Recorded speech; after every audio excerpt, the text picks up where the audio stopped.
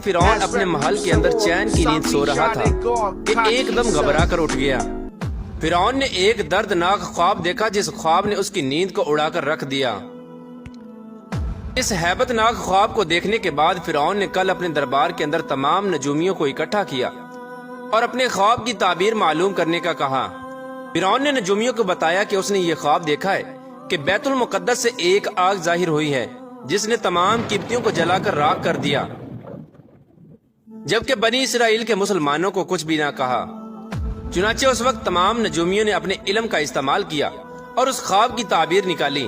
اور نجومیوں نے فرعون کو خواب کی یہ تعبیر بتائی کہ بنی اسرائیل میں ایک ایسا بچہ پیدا ہوگا جو تمہاری سلطنت کو تباہ و برباد کر دے گا اور خود تمہاری سلطنت پر قابض ہو جائے گا۔ چنانچہ فرعون نے اس خواب کی تعبیر سن کر اپنی سلطنت کے چھن جانے کے خوف سے قبطیوں کو یہ حکم جاری کیا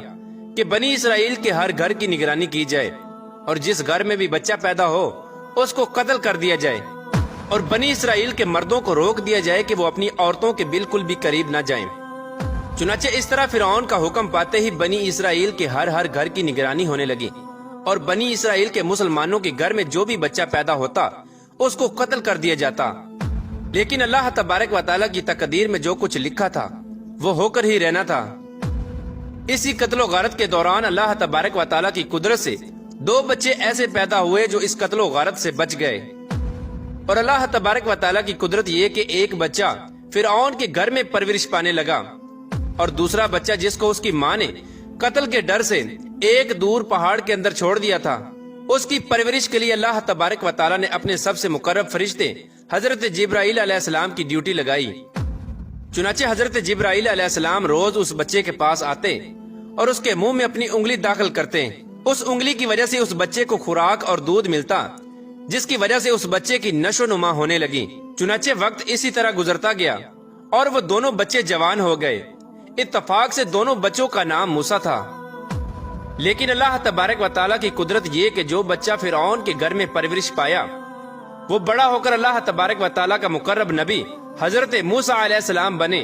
اور جس بچے کی پرورش اللہ تبارک و تعالیٰ کے سب سے مقرب فرشتے حضرت جبرائیل علیہ السلام نے کی تھی وہ بڑا ہو کر بدبخت سامری جادوگر بنا۔ پیارو دوستو، ادھر جب فرعون کا ظلم و ستم حد سے بڑھنے لگا تو اللہ تبارک و تعالیٰ نے اپنے پیارے نبی حضرت موسیٰ علیہ السلام کو یہ حکم جاری کیا کہ وہ اپنی قوم کو لے کر مصر سے روانہ ہو جائیں، اور اللہ تبارک و تعالیٰ فرعون پر دردناک عذاب نازل فرمانے والا ہے۔ چنانچہ حضرت موسیٰ علیہ السلام اللہ تبارک و تعالیٰ کے اس حکم کی تکمیل کرتے ہوئے اپنی قوم کو لے کر مصر سے روانہ ہو گئے۔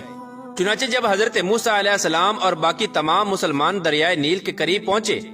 تو ادھر فرعون کو یہ خبر ملی کہ حضرت موسیٰ علیہ السلام اور اس کی قوم مصر کو چھوڑ کر جا رہے ہیں۔ یہ خبر سنتے ہی فرعون نے اپنے لشکر کو تیار کیا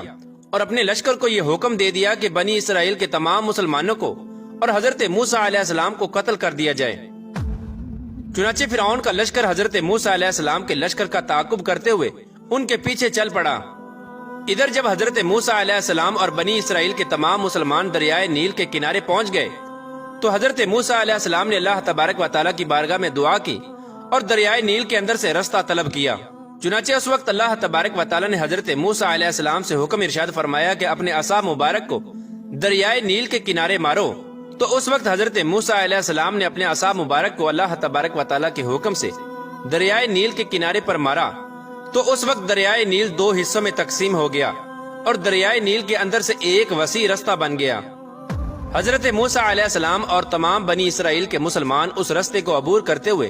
بڑی آسانی کے ساتھ دوسری طرف چلے گئے، اور ادھر فرعون کا لشکر جو حضرت موسیٰ علیہ السلام کے لشکر کا تعاقب کر رہا تھا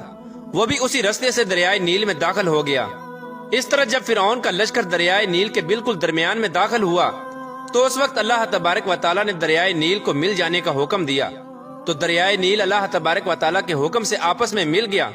اس طرح فرعون اور اس کا تمام لشکر اور تمام قبطی دریائے نیل کے اندر غرق ہو کر ہلاک ہو گئے،